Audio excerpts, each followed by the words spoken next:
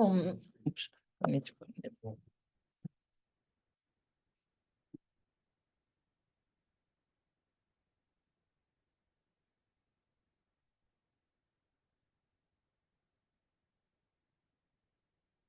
So in the last week, yeah, sorry, I lost my voice. Okay. So we talk about just like, even if you forgot everything, but just remember one thing is about the mutation exclusion. So there are some terms that we handle. Just recall the memory, maybe few, I think 3 weeks ago, the lab by asking like, how can make sure the resources like no deadlock or safe mode. So even the question like assignment, sometimes I ask you how to write a program. Those like there's a after submit, so the new second assignment is going to release. Will be based on the I gave you some samples. You need to modify and make sure the conditions like no deadlock or like safe mode, and the one is called the mutation mutual exclusion. So it's like make sure we have the lock. So if you still remember, we have talked about the example is called the milk, right?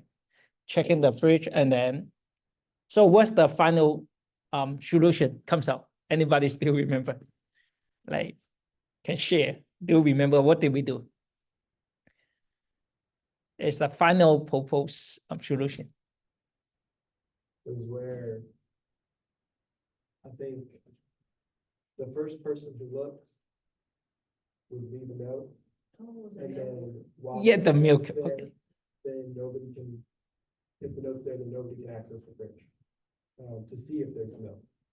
And so then when the person comes back with the milk, then they'll take the note away, and then people can look in the fridge to see if there's milk, right? Yeah, but it's like certain, but if we talk about the notes, like the time, like when they check the note. So do you still remember like even more details? I remember doing it. Okay. So why now we just like to think about, because I will ask this question. Okay, how can we like make sure or guarantee? Okay, so do you remember we have an idea called the lock? Okay, so when do we need to put the lock? So anybody still remember? Or like just a thing about, okay, so because like when we talk about the relieving the note, like because the time, just like thinking not only the person, but we also, because we try to give an example like how we in reality like how we going to do, but for the system, because for all those a block like a process, and we try to load the block, and then we running the instruction. So because for different time clock, and then maybe the instruction, they are not really coming like in sequence order. No, I'm not saying I will finish process A that handle process B. No, but it may be I will run the first instruction of process A, and I will run the second instruction of process B like this.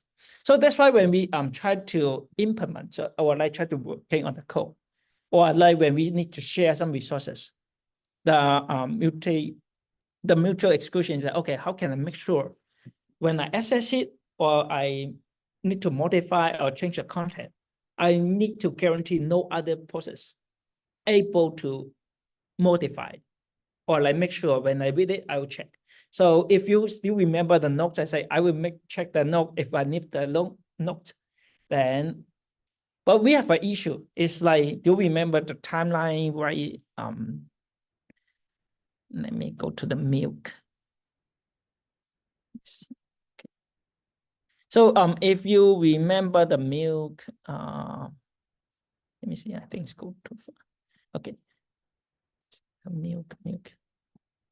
Let me check. So when I'm searching for you, I want to ask, like, because if you remember, I say, okay, let's say I try to leave the note and then I not update. So I will check the note away. Do you remember the situation? The second or third one? Let's see. Let me, okay. Okay, it's right here. Okay, so I will say right here, the solution 2. So I try to leave the note like this one. Okay, it's off. Okay. Okay. We start with the solution 2.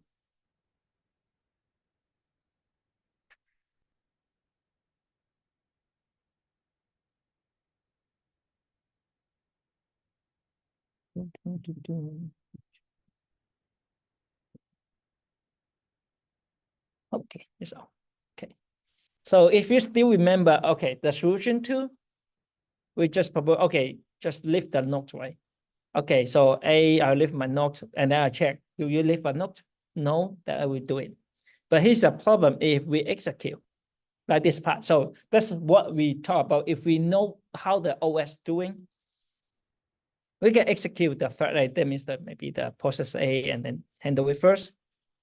Then I can execute another instruction from thread B. Okay, so if we're doing in this way, then I didn't check. Okay, I leave my note. And I always say, okay, does B A doing this? If no, and then I will just check it. Okay.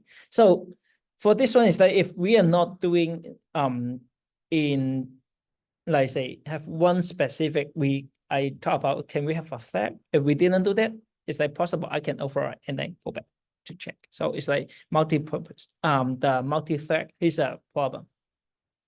So and then we just like propose another solution. So right here is that I'm checking B. So he's like getting more like more consider the situation. Okay, maybe I will check B first. Okay, say B leave something. If no, I'll stay into a while loop. So remember right here, most time we running our program, like checking for this situation, we are using the while loop. It's the idea is to wait, check and wait until I'm able to access it. Okay. So I will give you the one example right here. Actually, I upload all this like as a C purpose, but I know some of you are not able to execute or something, so I will show you a demonstration. But I will show you the code right here.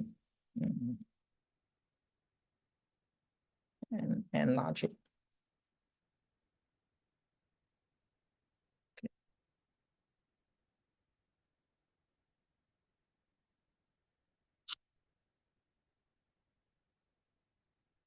Right here. And I will execute.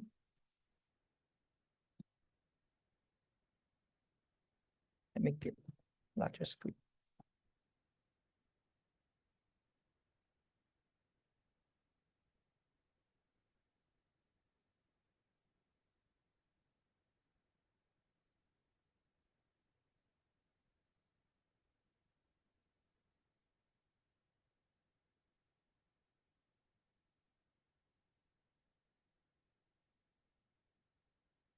Okay, here's the output. When I have two threads, and then here's the source code.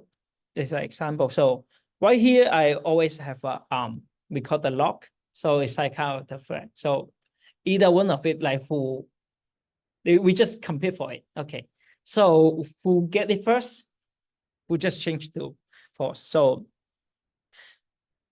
first, like let's say I have the thread, and then if I able to get it, then I just change it. So change it, and then another thread, another process not able to do anything. Okay. So once we able to get it, then I can change the value. And mainly here you will see we have got the mutex log. So we have the while and then two while. So just ignore the syntax, but guess what's this one doing? Or like anybody want to like guess what this part is doing? Because we are calling, if you remember, we have the system call, right? If you see the example system call, so both of the threads or like the process, we say the child, they will execute exactly same copy of the source code. So that means like either one of it will change the Boolean, the global value, and once one of it change it, another one will see is if modify from true to false, and another one just sees false. Okay. So what's this two while loop is doing?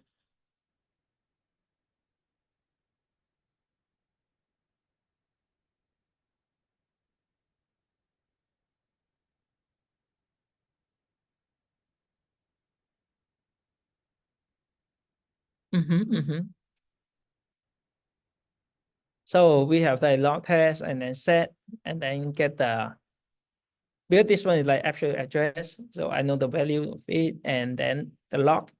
So if yes, and then just like check it and say it's to true. Okay. So this one is the while I'm waiting. So I'm keep waiting for it. Okay, so let's say it's true, it's log. That means like I say this, let's say I have a key or like I have a flag just showing, okay, so when I take this log and then another process or another thread is not allowed to change it. So it will stay in this stage, keep checking while loop. So if you just imagining the OS loading the instructions. So let's say I say we have the process 0 and 1, right? So here's the result we're showing. Let's say first 0 already get the log. So how about the 1? When we load the instruction, we'll stay this part. So we'll check, okay, when we test it is false, I cannot change it. Then I will stay in the while loop. So keep checking. So I will load this instruction, check the condition is false. Or true is log, is true, so it's the loop. Then I put it back to stack. I'm waiting for it, and then pull it out and check again. So until it changed to false, then we break the loop. Okay. So when you implement, when I ask you to write a code, then always just using a while loop, and then put the condition. It's always true. And then just need to think about okay, when can I jump out of this loop? Okay. And when just like try to unlock, just like change it, release it. So just ignore the syntax, but you can refer to it. Okay. And then by default, this one is false. And then we have the function. So we just like pass the by the reference the address, memory address, and then get it. So we have two of it. So and to simulate it, we just like make a sleep. Okay. So everything is simulation. Okay. So we are not really working as the OS, but we try to, because we try to simulate how the OS work. So we just put the function sleep and then print it. So this one, which one? So why here you don't know which thread like gain the actual sequence, like who has a high priority though to execute. Okay. But suppose when we execute the 0 or comes out, it just because we always start with when you try to call a system call, let's suppose in this order, but it's possible not in this order. Okay. So that's why when you implement, you are never thinking, okay, so this one do first, another one do it later. Never. So when you consider try to implement the program, you need to thinking, okay, I don't know which one, or like when I have a multiple system call. Maybe I have 10 child or 10 threads. Then all of them is possible to execute the first start from the first instruction to the last one. Then how can we implement? Okay. And when I print it, so start from 0 and then, okay, so once I get it, then I change the log and then execute, sleep, and then when I need to release it, and then I call the unlock. Here's the function. So when you implement, make a function like I want to change the value, then just like, okay, I need to lock it first. Sometimes like when before I grant it, sometimes when you put the wrong syntax, it's like I put it before I lock it. Let's say I need to update the value. If you put the like update value right here, or like change the content or update or do something, some action before you get the lock, then you may have some problem. Okay. So when you try to implement, always remember like, so the actions you need to do, actions you need to take, you should like do it within like in this, like get the lock. Once you lock it, then nobody can do that, and then you can do something. Okay, calculation, adding something. Okay, and then putting things into the fridge. Okay, so after you compute and then release it, so another process will be able to check it again and then change the value again. Okay. So right here, just like I create array, I have a two of it, and then just like create, call the function void, and then join them together, put them back. So here's a pretty simple example. So it's called a sprint lock. So just like have a mutual lock function, then we can like call the atomic operation to set the lock variable. So if we already lock, so we just like spin until it's available. So keep checking. So that's why what we start by right here, and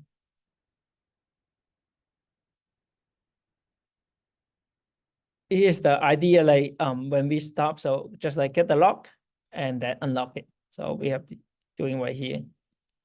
Okay. So just keep going, something about the mutual exclusive like hardware support. So we need to know the hardware. So right here we have the, let's say we have the high level API.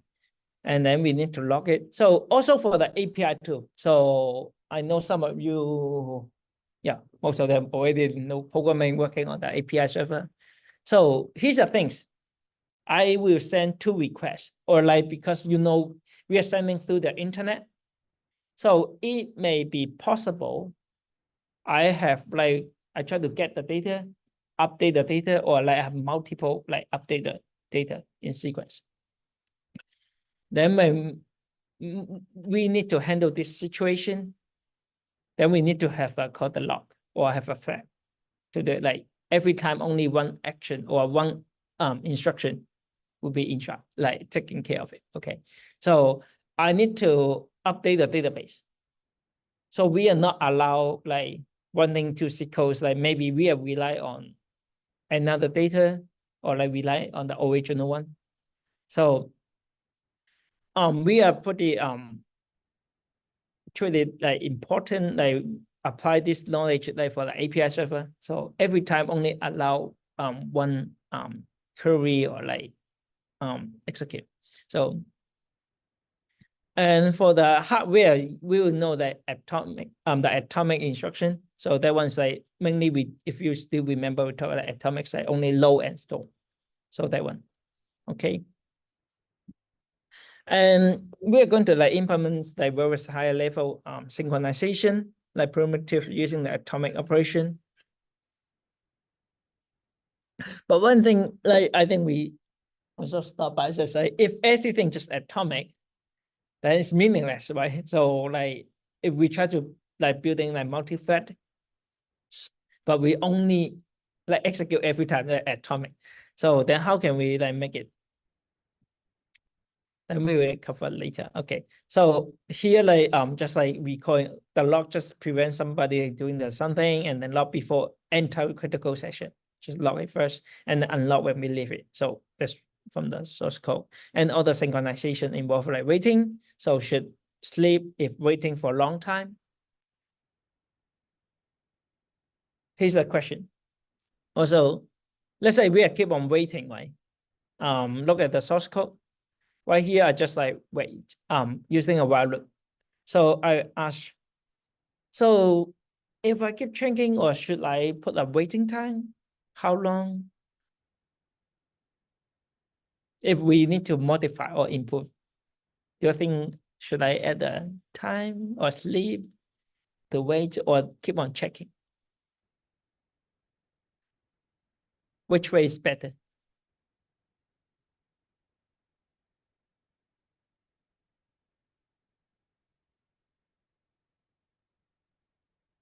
If let's say I check it and I just like always have a while loop. So if I execute this part,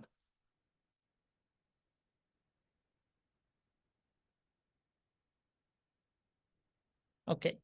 So for this part, like I will just like putting on the stack, I check the condition. If no, I just go back and execute checking again. So if I do it in this way, just like follow the mechanism or the clock, like the PC board, like execute every time, checking it. Okay. If I know that maybe it takes longer, or like for this action is long enough, it may be like release soon, then maybe I will put a sleep. Okay, so just let it wait. Then what's the benefit? If I know I need to wait for a long time, or let's say I have another process I need to fetch from the fetch some data from the internet and then do some calculation and then save it. Then what's the benefit?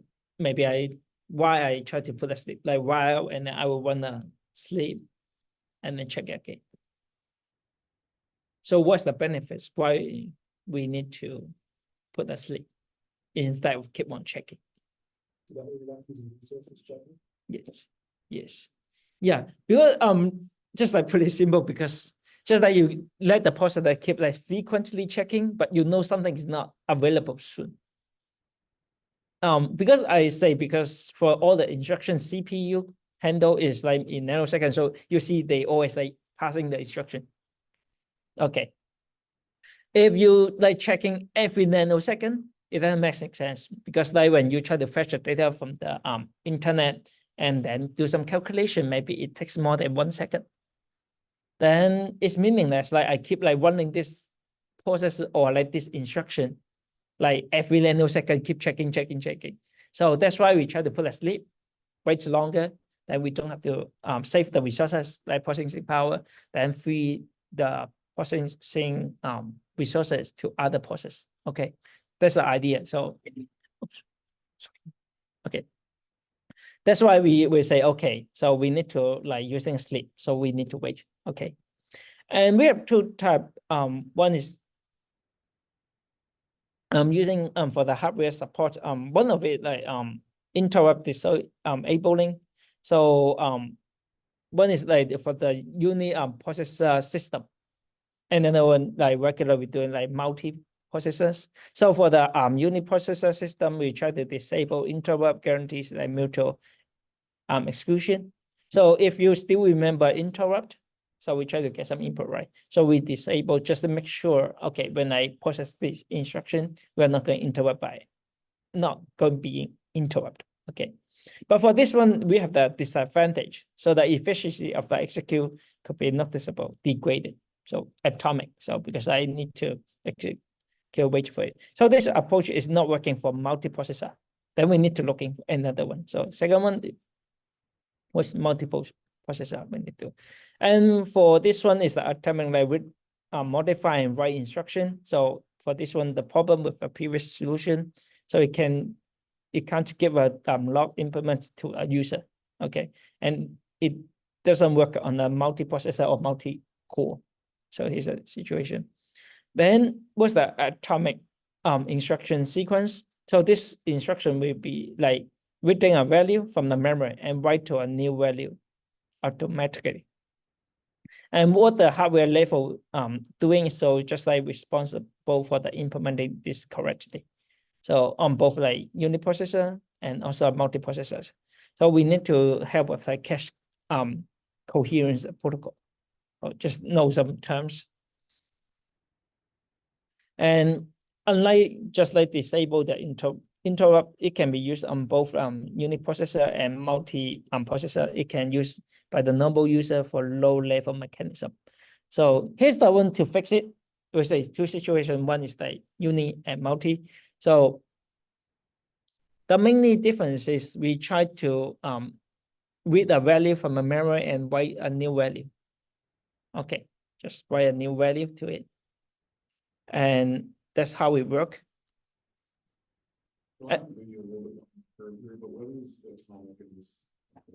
Atomic, that means just one instruction. Like they don't have, you never involve other action. So when we try to load something, it's atomic. Load is low. So we are never doing like load with something else. That means I read it from the register, then we are not doing something else. Even I have an interrupt. Can I stop reading a data from register or main memory? Never. So it's called atomics, like really the only unit we're doing. We have to complete it. And like we need to wait until we complete this action or like the process. So this one is like, let's say I have a low action. So just like get it from register. I let it finish. There's like, I can make sure like low or store. That means the read and write. So I can make sure no other process try to, if I'm trying to store the value and another process need to read it. So I'm not let it like have an interrupt or a stop by in the middle. If I let it happen, that means maybe I updated the, sometimes I need to read the previous value, but I already update. Then you get the wrong value, right? So that's the possible problem gonna happen if we don't execute as the atomic. So that's called the atomic. So get it? Okay. So when we say the atomic, so it's not efficient. When we say like why it's not efficient, and then we need to think like how can we make it working better? Then we just like call the one is called, I add one more, like read, modify, and write. So it's a new one. So here we tell more detail. So the memory read write exclude other access to the same location. Okay. So we just like if I'm working on this memory, I say read the data, and then if I need one, put in another one. Okay. So CPU design have a proposed a special machine instruction that like carry out two action atomically. So read and test and set, for example. So that means that I will read it first and test it, and then I will test it, and then before I save it. So we just add one more. And during the execution of instruction, so we will access the memory location is blocked for any other instruction. So here's the mechanism. So when we execute it, then we will just read to the one block. So others cannot read with that one. So it's the same idea, just like block it, not allow others to do that. And then we have compare and swap instruction. So compare instruction, so another name. So the compare is make like between memory value and test value. So if the value is the same, and then swap occur, and then carry out atomic slowly. Okay, so can you capture the idea of this one? This one is how can we fix like not atomic? So we create a new address, and then here's the original. So we read it. Once we read it, and then we try to block it, so not allow others. So when we change a value and then we compare two values. Okay, so if the same, like test it. Okay, so this one, the value we read, and then with the test value, is the same. Then okay, then I will put it back. Okay, so we just like add one more action is called test. So here is like called a compare and swap. So you can see right here. You can look at it and do the work and test value and new value.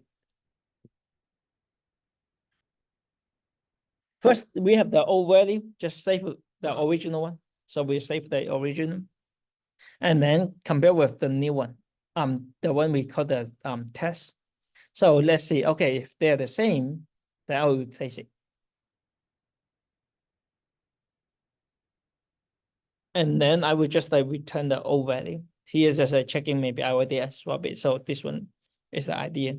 So is I can guarantee the old value, the value I'm using is the one I expecting for this one. Okay. So we can prevent in other instruction like change, modify this memory address value. And then it's possible if we didn't handle this part, maybe the old value it changed, updated by other instruction. So if it doesn't match, that means that it's not we expected, then we are not taking this action, like put the new value back. So it may be we read the incorrect value, the old value is not correct. Okay. So here's the example code right here. So you see the let's say we have n process. So you need to imagine it. So right here, so we have n process. We never know how many. We can multiple system call. So the process, and then we pass the integer I. So what is true? So we will compare.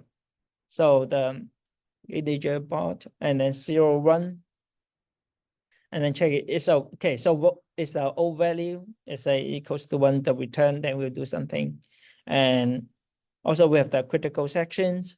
And later, if I finish, and then I check to 0, and then maybe I have some remaining just and any print out or notice display. Okay, then we can start to make. So right here we have multiple process like create. So like this.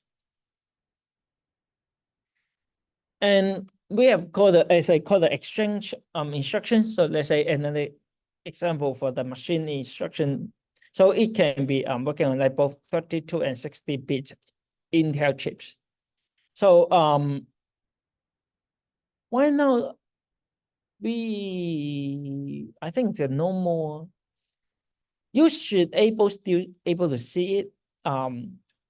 If you are using Windows, you will see the program file, once a program file and program file 64. If you're using Windows, don't know how to check it. Don't know what's 32 and 64. Also is affecting the memory. So do you know what's the difference between 32 and 64? And okay, so 32 is maximum would be 4 GB of the memory, your main memory. That means the RAM. Okay, so if in a like old day, but now for the hierarchy right now, if you check your C, if you're using the Windows, when you check the C drive and then look at it, you should able to see they have one called program file and program file 64.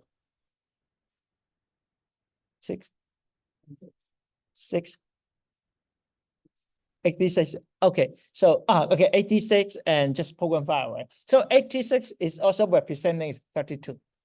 Okay, so it's times 80. Okay, that's how they call the name. So if you see 86 is that means like 32 bits. Okay, yeah. And the maximum is the mainly is the main memory is 4 GB. So if you are running but why not you never see it anymore, but for like kind of like transitioning from 32-bit to 64, and you can choose if you are using the 32 or like times 86, you're only allowed to use 4 GB RAM. So the RAM range. So if you have a 8 GB, 16 GB RAM or 32, no matter how big is it, you're only able to use 4 GB. So for the rest, just leave it over there. So we never use it. And for the 16, so it's more than that. Okay, so just like more like physically. So for exchange, that we have the register and memory. So first, like we have the temp, and then put the memory to temp, and then the register value, put it back to main memory, and then the temp value, put it into the register. So it's wrapping from the main memory and then register value. So this one is the when you're learning first step. When you want to do the swapping, so we always try to create a temporary variable to store it. Otherwise, we'll like override the original one, right? So we don't want to lose any original value like from the memory and the register. So we create a 10. So the instruction right here, so constant same, you can see the structure will be like n process, and then with put the global value right here. And then we have the key equals to 1 and then while true. So keep checking the condition. But this one is a forever loop. Because when it's always true, just go executing. And then it would do the exchange. So here's the exchange function. So we just like swapping the value from the key. So we will just execute this part. So it's moving from the main memory to the register, put it, save it back. Okay, because if you want to assign it directly, then either you lose either one of the values, right? Register. So swapping. And after we swap the values, just like load the memory to register and put the value from register back to memory, then we can do something. Okay, check it, critical section. Just letting you know what's the exchange doing. There's a low level. If you are using advanced level, we have different syntax. Okay, so those syntax maybe just maybe if you see something like that.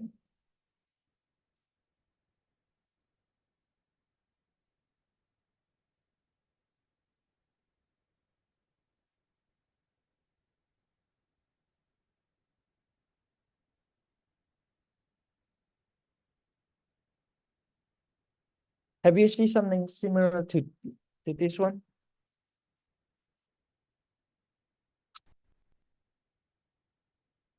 So it kind of like just like swapping the value. So I put B to A and then A to B like this, just like change it. But this one, of course, is the advanced level language. But we say for the low level language, like sometimes we using C purpose to simulate. That's how it works. Okay. So right here, when we doing the special machine instruction, what's the advantage? So we can like applicable to any numbers of processors. So either like one single process or like multi processors share the main memory. So when we swap it, so why we doing like main memory and register? Okay, so just simple and easy to verify, and also it can use to support multi-critical section.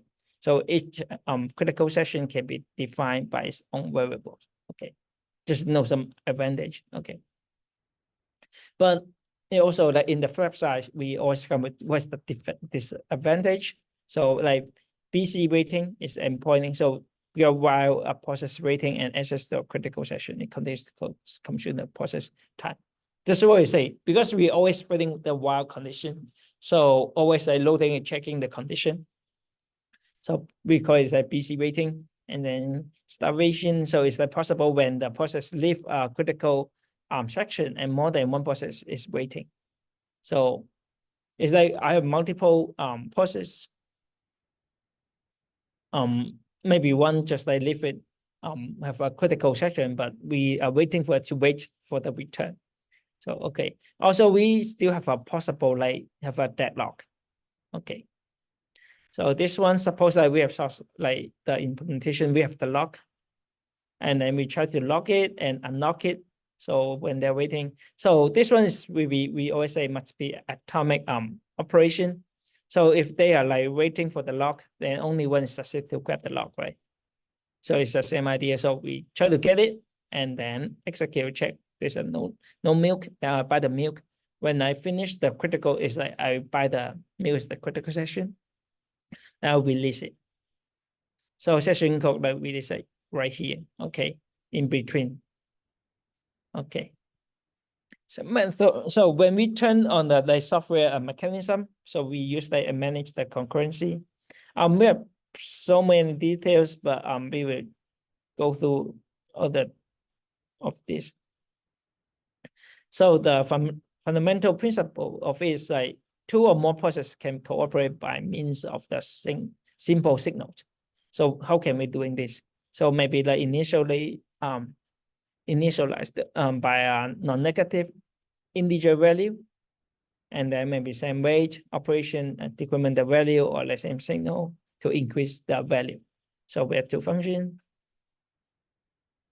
So right here you will see, okay, we have the called the int count with the declare the count value, and then queue type just a regular queue. So just like first in, first out, how we handle it. So when we are doing wait, so we just like minus the count. Okay. So when we have a count less than 0, because we always need to check the condition. Okay. So if we have a less than count, then we will place the process in the queue and then block this process. Okay. Maybe just put it sleep or wait. And then if we have a summon signal, so when we have this one, so we will just like pass the count. And I was still checking. So if the count is less than equals to 0, that will remove this process, the P from the queue, and then place it on the ready list. So this one we ready if we are simulating for the OS, because we will know from new create the process, we have the code ready, and then we have the running, and then we stop, terminate, or sometimes for the waiting queue. And this one is more like is the binary. So binary is like either 0 or 1, and then with the error, the value. So it's the same idea. So we have the wait and then signal. When we pass the value, okay, let's say just because they're binary, just like flipping. So it's equals to 1, then I change to 0. Okay. And then change to 0, then I will do the same, just execute and then place the process to the queue and then plot it. And if I have a queue is like checking, okay, so in the B, and then I will check, okay, so it's empty, then I change to 1. So right here is like, okay, if equals to 1, I change to 0, 0, say. So it's just more like a Boolean idea for this one, but we just like using the binary to implement it, okay? For this one, if we say strong or weak, so we're using queue to hold the process and waiting on it. And then for strong, we need to guarantee no starvation. Usually means like the practice enforce like first in, first out. And so we can guarantee all the processes eventually get a chance with the critical section of resources. So they have a chance to run it. But for this one in the opposite, so we do not specify the order. So allow for some mechanism like priority based, but do not necessarily guarantee no starvation. So because we always execute like first in, first out, then we don't know, maybe if we have some important or like high priority, like let's say we need to execute. Yeah, in high priority, then we cannot guarantee in this method. So we need to modify it. It's the same right here. So you see the count number the process, and then let's say the sum of will be like equals to 1. So always true executing this one have a loop. First, I will call the wait. So if you see the wait right here, then when I waited for it, I will say maybe if I'm using a binary or not binary. If we are calling this one, and because we are calling, so I will try to using the count, because the count we say is the non-negative integer, right? So we change it. So if it's like after we let's say, so it goes negative. So once it's negative, and then we put this process to the queue. So you're right here. So the queue, and then we will have some critical section. So the critical section is the some action we're going to take, like update some certain value, read it, and do some calculation, and then store it back, and then we release it. So once you finish it, then we do the signal. That means like we will add it back. So we will add the value is right here. So we will add the count. So if we only have one process, so the count minus will be -1. So I check, okay, so why not we put the process in this queue, okay? So once I finish, then I'll put the count, add it by 1. So it go back to 0. So once it equal to 0, then we will remove this process from the queue. So it's done, okay? If we have multiple of them, then the queue is keep like decreasing, maybe it's -3, and we have 3. And also because when still like we are less than or equals to 0. So that's why how we end up, because we are not handling only one process, but multiple process. So we just like putting less than or equal to. Because for the edge case, like some cases, I have no process at all, so it should be 0. Okay, but if I have like multiple process, they are waiting in the queue, then I have maybe less than n minus n. So I can put it back. Okay. So that's how it looks like. And then when we create the process with them n right here. Okay. So here's the graph like when we showing the data protection. If you remember, like in the beginning, we start with the value is 1. Okay. So let's say we have the process like A, B, C. So in the beginning, we will have a weight, right? So weight, and then we have the minus, and also in the same time in the log, we will check the condition right here. So because if it's equals to 1, because by default we implement, if you see the is we assign to 1, original value is 1, and then if we check the condition, if it is 1, then I will change it to 0. So we change to 0 in this moment, but right now the queue is nothing. Okay.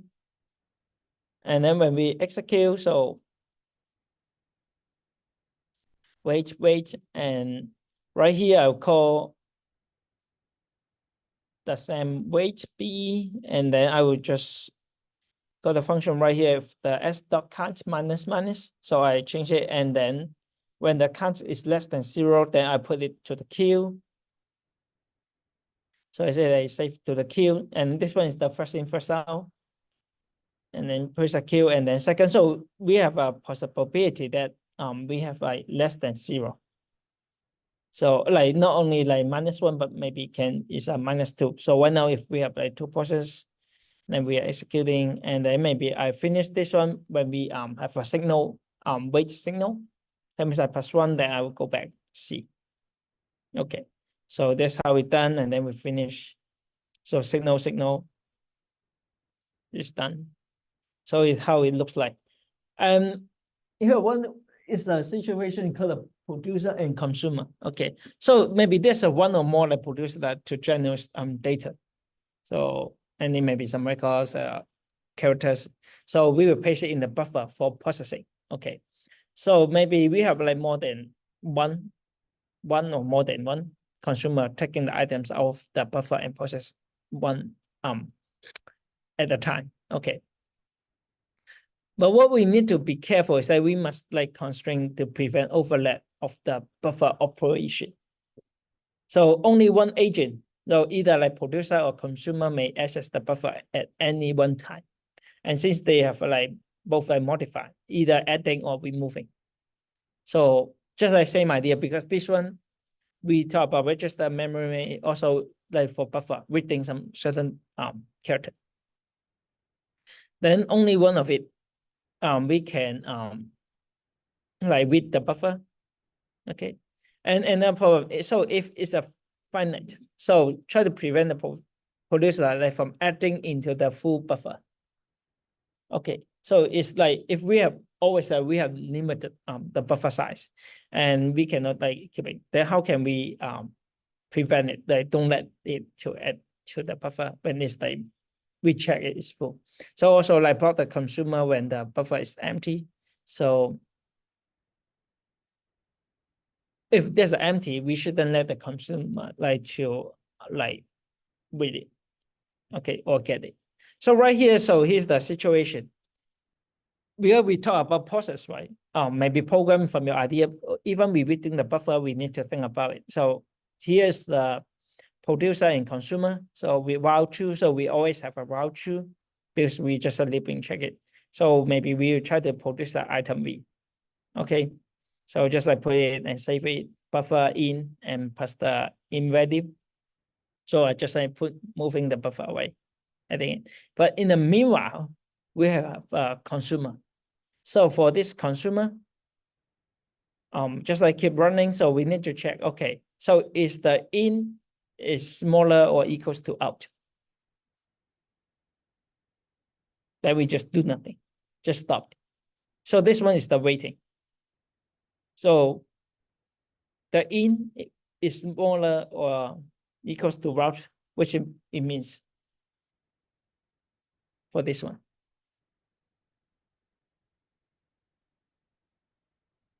So what is the while in is less than out?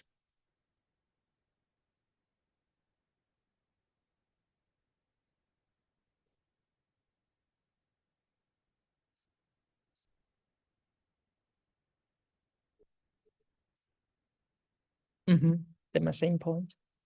Then because priority, not priority, but do nothing. Yes, yes, yeah. Because when we talk about like we go through lots of like definition right here, like right here. So we say we have limited, so we just like make sure the buffer is like maybe is empty, then we are not allowed to read anything, right? So it's right here. So we just plot it. So we say block, that means that we're checking the condition. So if you look at the graph right here, in's right here, because when we doing in, that means we keep adding to this like array, right? So this one is the array. So when I have a new items, I put it just append to the last position, like by the end of this array. Then I increase the in. Okay. And then for the out, I will keep like moving. So maybe start from here. So because when I as a consumer, I always like keep reading one from the first item to the last one. So when I keep reading it, then if I less than that, that means I didn't read anything. I have no input at all. Then I'm not allowing the consumer to read anything, just like guarantee, make sure, okay, it's safe. Okay. Okay. And if note, that means that I have item to let the consumer to take it. Okay. Then yes, then I will just like get the first one, get it out, and then move to the next one. So it's a buffer. So that's how it works. You'll get it.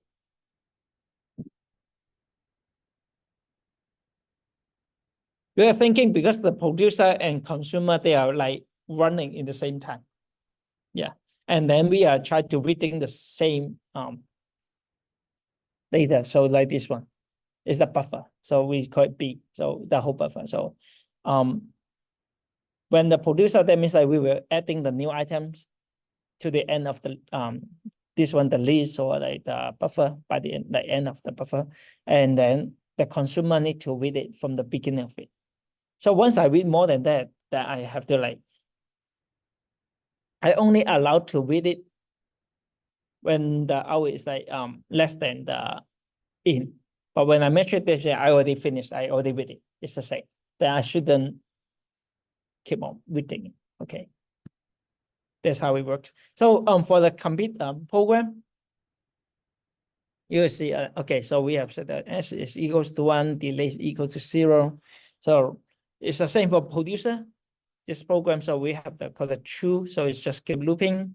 So we have a called a produce function, and then we just try to same weight B. So binary, if you still remember the binary, we always try to set it to 0 first, right? Checking it.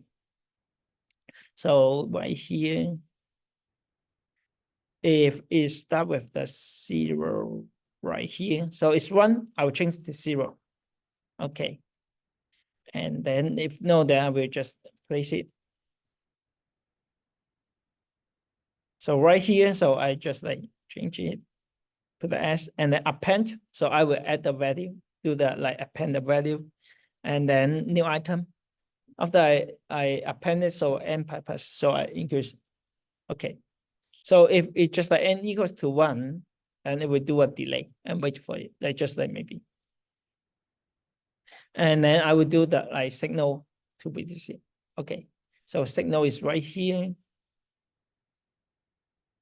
Signal B. So I will check is the queue is empty. So it's empty, I then set back to 1. Just like that means that. So if it's not yet done, just I keep, I think we can just finish then or just remove the process. Okay. And the consumer side, okay, this side will be okay. So I will have a wait, delete, and then after I do the delete, and I will checking. Okay, so I'll do the same check again, and then tick. That means I get the with the buffer and then n minus minus. So I will just do a minus. So this one is the global value. After if I finish, and then we putting like pass it remove from queue. So that means I finish it. Okay, this process is done. And consume. So we can tell the consume, and then if equals to 0, then also I will set the weight one more time. So like this. So here's the idea of like the producer and consumer. And here's the timelines you will see, like we see a possible scenario. So we can look at it. So delay, we set the delay like in the beginning is 0, 0, 0, and then producer we will say wait s right here. And then we will execute that like m purpose. Okay, so because right now n, because we pass 1, we got the position 1, and then we will call the same signal b, and then have a delay 0. Okay, so delay, and then n right now the process is still 1, 1, and then we have a signal bs. That means the original the whole program. And then we will execute for the consumer b, we have the delay, wait for it. And when we are in the loop, once we gain the process, so right now it's like the s will be still 1, and then the n, the global value, the n right here is still 1, and delay just like go back to 0. So it's the same, is delay is the 0, so it's a binary right here. You see defined in the global. Okay, and after finish, I will just doing the n minus. So that means finish, and then I'll do the signal. When you see the signal, it's like we have two different kind of like two different queue or like waiting for it. Is checking first is I have a queue right here. This one is the queue. So every time when I change the value, and then when we have a wait, we will check. Okay, so if no, and then I will add the process to the to this queue. So once I have send a signal, I make sure, okay, so is it empty? If it's not empty, then I just remove it. That's what we are going to check. So it's like the whole, it's like repeating, do it this way, one thing again. So this one's just like repeating. So like this, and then it's possible to go negative because we are just like from the integer, but we allow it to have a less. Then if we allow it integer negative, then also we have a slightly correction. So for this one, correction is okay, we give you one more, the local variable m. That one is specific for the consumer. So what are you doing? Like we're checking. So you will see the same, we will put it like wait, and then take a value, and then n minus, that means I finish one value, and then I assign the n equals to m. And then the we have sent the signal. So once the signal, so if that one is right here, so I will check the queue. So if I send a signal, okay, so is it empty? If no, then I will remove it. Okay.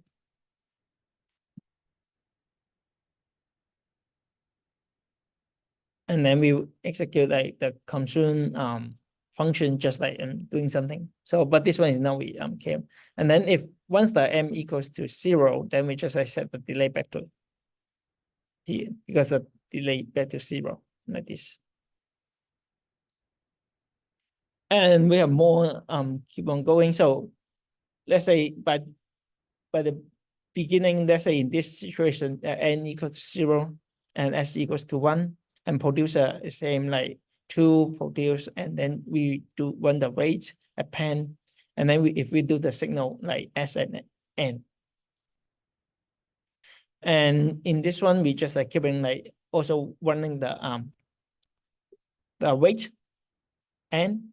So because we're passing the value, so s and n they are two. So when we calling the n, we just need to remember when we calling the weight is right here. So we check the value itself, and then yes, we always try to add the q. So we have 2, 1, and s. Right here, right here, right here. Okay. So we have 2. So this one is just like we are counting the values.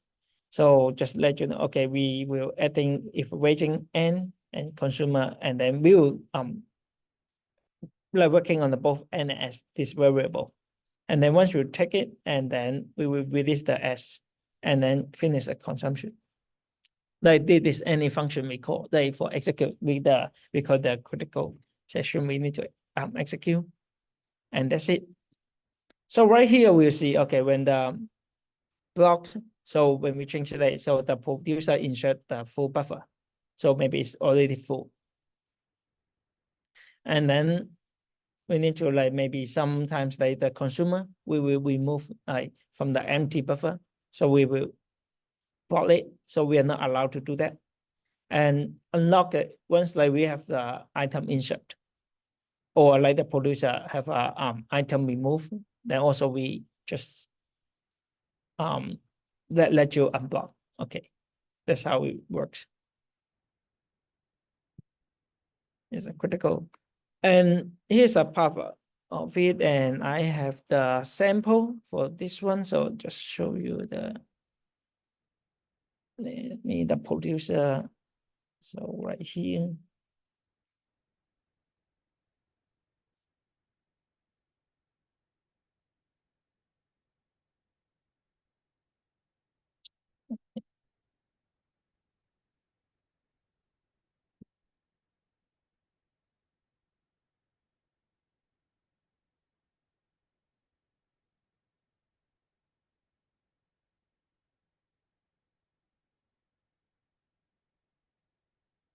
Okay. Let me copy the code if you're able to see it right here.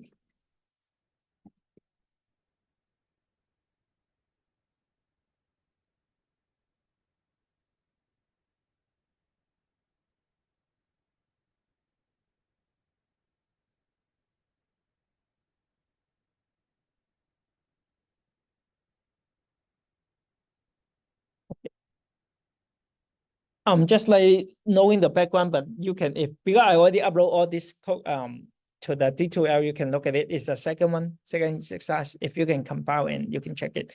But this one we cannot cover everything, but just let you see. Let's say we declare the buffer size, we have 5. Okay. And then with the count. Okay. So when we have the count, and then we will has a multiple thread, and then have a condition and make it empty. And also we're checking a condition like maybe it's a full like this. So for the producer, so we are executing 10. Okay. So we're running it 10 times. So every time if you really similar syntax. So when we like we save it, we also need to add a lot, like the mutational exclusion. So we make sure like when we modify, only one of the process can do it. So it's the same idea. So right here we have a loop, and then checking if the count equals to the buffer size, then we need to wait until we doing the signal. Then we move it, then we can do it. Also, we have another one called like checking the weight. So it's checking it's empty. If yes, then right here that we have buffer and count purpose. So we just like putting the n purpose together, combined together. So when I add one more and then move the pointer to next position, the array address. So produce right here, and then I will call the signal. Signal will be, let's say unless it's empty. If no, then we can do it. And once we execute, then we will doing the unlock. So release it. Just like for this one, just simulation for like we just did for 1 second, just for the cycle executing. And we're doing the same for the consumer. we are also executing 10 times. We execute, but for this one, you know, when we loading, execute this one because we are, let me show you. Therefore, this one we have two program, not program, the two function, right? The two functions, and then we just like treat as a different thread, but actually it's more likely actually in a sequence order. So that's why when you're seeing or like able to see, they always like printing is the same, like 00, when I produce 0, then I can consume it. And or the next process ID like 11. So just like one produce and one release. So I can guarantee. So it's not going to happen. Is say I have a produce it and produce it, and then I will just consume it before I produce it. So just need to know, we always need to add the exclusion, like add the log to make sure like they only have a right to access like only by only one, either producer or consumer, to modify the buffer. Okay, so you can look at it for details, and we can keep going, talk about this in our next lecture about like how it does working, and let you know to see like when we adding more parameter like using assets or M to handle it. So next time we will talk about more about the design SML4, like how it works, primitive. And that's it, we finish right here. And you can check if you're interested, you can try to execute the program and then see how it actually works.